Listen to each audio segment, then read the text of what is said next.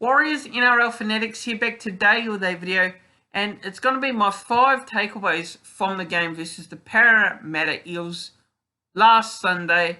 As you guys know, I did go to the game.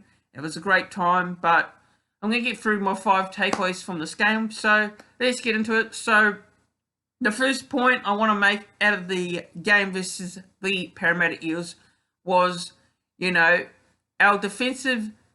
our defensive intensity. Now, this is something we've been lacking lately. I know, in the past, the Warriors have always had defensive issues, but, if you're looking at last year, and, we've been in some games where, we've put our bodies on the line and made it not easy for the other opposition to score. But, going into the last couple of weeks, I think our defensive technique has lacked. Our defensive technique and our intensity in defence has been lacking.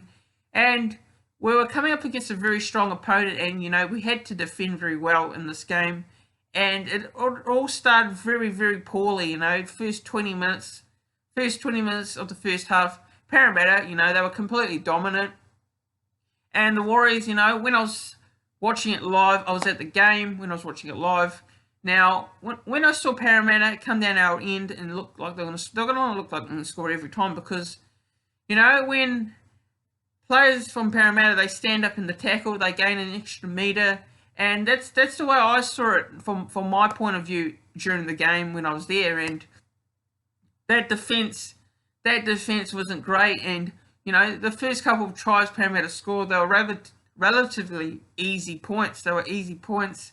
Yes, I do give credit a little bit there for some of Parramatta's tries. There's a lot of good skills there, but the Warriors defensively, did make it easy for Parramatta to score their points. And, defensive technique and intensity, and, that's the first point I want to make in this 5 takeaways. And, the defence, wasn't great. And I've been talking a lot about defence in my recent videos about the Warriors in the past couple of games. And, we've got to improve on that one, because, we've got to get players on the opposition team and make sure they don't score easily. We've got to make sure that there is players marking up properly on the opposition and, making sure that it's not easy for them to score points, and we're defending our line rather better. But, defensive intensity is the first point. But, you're looking at the second half, our defensive effort was much better. And, it needs to be consistent for the whole 80 minutes, and not just, one half of footy, not just the first couple minutes of a game. And, defensive intensity needs to improve. So that's one point I want to get out of my mind there. So, defensive intensity and, it needs to improve. So, the second point I want to make in 5 takeaways from the game against the Parramatta Eels down there at NRL Magic Round is our wingers too slow? I mean, I like Ken Mamalo. I like him a lot. He's a good player. But, this season we've seen with our wingers, we've seen a lot with our wingers this season, the likes of Ken Mamalo, the likes of David Fusatua. The team's oppositions have always been able to exploit us in that area. I mean, you're looking at our wingers defensively as well, not just because they don't have a lot of pace, but defensively they're not great. Look, Ken Mamalo is a great player. He's a good player. I like Ken Mamalo. I'm not here to bash Ken Mamalo or say he's rubbish, because I'm not a professional NRL player. I don't play the game. I'm just a fan giving my point of view, and I like Ken Mamalo. He's that player that you like to have in the team, that brings you those hard yards when he runs. But I'm going to give an honest view on Ken Mamalo this season. Now, I think Ken Mamalo's been a little bit up and down. So, are our wingers too slow? I'm going to say yes. And is it a problem? I'm going to say definitely, because, not only score points and score tries, defensively as well, that's a big issue. So, is our wingers too slow? That's my second point, and I'm going to say yes. Now, my third point of the 5 takeaways from the game versus Parramatta Eels is Cody Nikorima's involvement in the games. So, it's not just this game, but it's a lot of games so far this season. Is Cody Nikorima doing enough, being involved enough to, take key moments of the game and help the team get across the line? I'm going to say, no at the moment. But, what Cody Nikorima has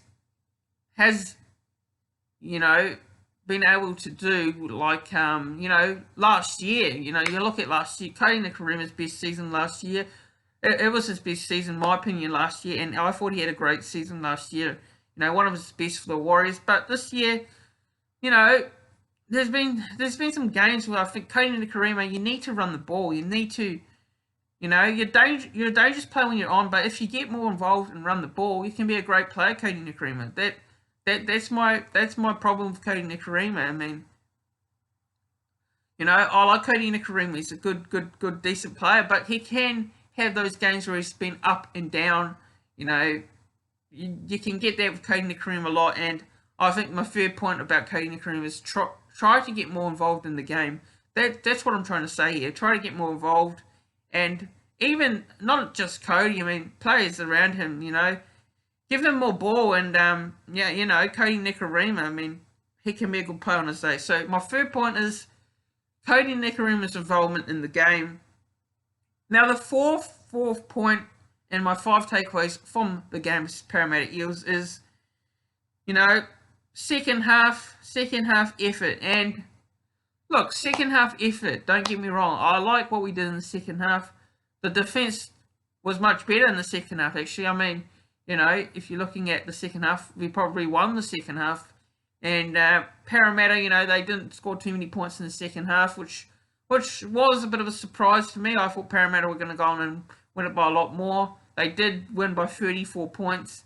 We scored 18 points, once it was 28 points to 18, I thought, are we still a chance here? I mean, Parramatta, they're still looking dominant. They were still the better team. And I thought, once it got to 28 points to 18 with Reece Walsh scoring, he, added a lot of difference to the team. And I thought, can we come back and give him a scare? And second half effort was great, but in the end, you're only going to get second half effort. It's not going to be enough. So, yeah, I thought the second half was better, but in saying that, we have to do it for full 80 minutes each week, not just one half of footy. So, my last point of this 5 takeaways from the game is Reece Walsh and the bench rotation plus the coaching selections by Nathan Brown. Now, you look at last couple of games, I thought Nathan Brown's bench rotation wasn't great. But I thought, in this game, maybe it was a little bit better. But, in the end, he did, go with Reece Walsh off the bench. And Reece Walsh in the first couple of games has been very good. And you look at last week, the previous game, Reece Walsh coming off the bench, he scores a try, against Manly.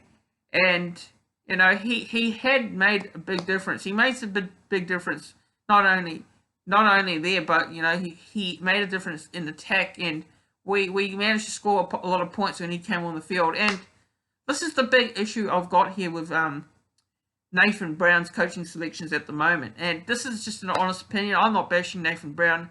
He is the head coach of the team.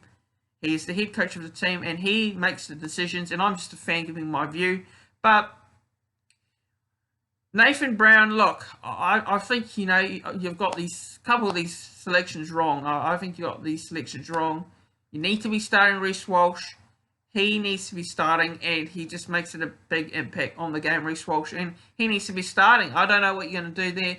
Would you put, Reece Walsh in the halves? I mean, would you play Roger at fullback, or would you put Reece Walsh at fullback and put Roger on the wing? I mean, I like Roger Tuivasa-Sheck. I think Roger Tuivasa-Sheck's best position is fullback. I don't think he's a winger. But do you do that just to acclimatise Reece Walsh back into the lineup? Would you do that? But Let me know in the comment section below what are your thoughts on my 5 takeaways from the game versus the Parramatta Eels NRL Magic Round. 5 takeaways, 5 key points that I needed to make on that game. Let me know in the comment section below. Yeah, what's your thoughts on that, and do you agree with my points? Do you agree with them, or do you disagree with them? Let me know in the comments. Don't forget also to hit that subscribe button, hit that red subscribe button. If you're new around here and you haven't hit that subscribe button already, make sure you're hitting that subscribe button. The channel is at 518 subscribers, so let's get to 600 subscribers. That's the goal of this channel by the end of this month. So if you're not hitting that subscribe button, please consider hitting that subscribe button down below. And also don't forget to hit that like button on the video as well. And I'll see you guys tonight for another video, which will be the preview between the New Zealand Warriors and the West Tigers with a special guest, and that is YouTuber Hold the Ball. So make sure you check that out tonight at 7 PM Australia time, which will be around about 9 PM New Zealand time. So make sure you're tuning in for that one.